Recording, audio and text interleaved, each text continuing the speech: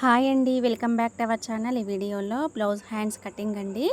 Double folding పైన ఉన్న క్లాత్ని ఇంకోసారి డబుల్ ఫోల్డింగ్ పైన పరుచుకున్నాను. కింద నేను స్కేల్తో మార్జిన్ కొట్టాను కదా, అయితే బ్లౌజ్కి బార్డర్ వచ్చింది. నేను ఉల్టా ఇస్తున్నానండి హ్యాండ్ని. టేప్ మెజర్ కస్టమర్ దగ్గర 5.5 ఇంచులు అయితే తీసుకున్నానండి. టేప్తోని అంత మార్కింగ్ వరకు పెట్టుకొని హైట్ ఎంత అయితే ఉందో అంతలో సగము చంక డౌన్ పెట్టానండి. పెట్టిన తర్వాత షోల్డర్ నుండి చంక డౌన్ వరకు కొద్దిగా ఈ విధంగా హ్యాండ్ కర్వ్ ఇవ్వాలి.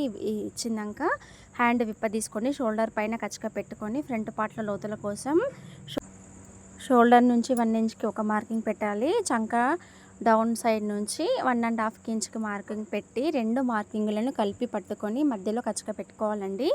ఇప్పుడు కచ్చిక పెట్టుకున్న దగ్గర 1/2 ఇంచు లోతు వచ్చేటట్టు మార్కింగ్ అయితే పెట్టుకొని ఆ విధంగా చంక డౌన్ తీయాలండి. చిన్న సైజుకు 1/2 ఇంచు తీయాలి, పెద్ద సైజుకు 3/4 ఇంచు వరకు లోతు తీయాలి.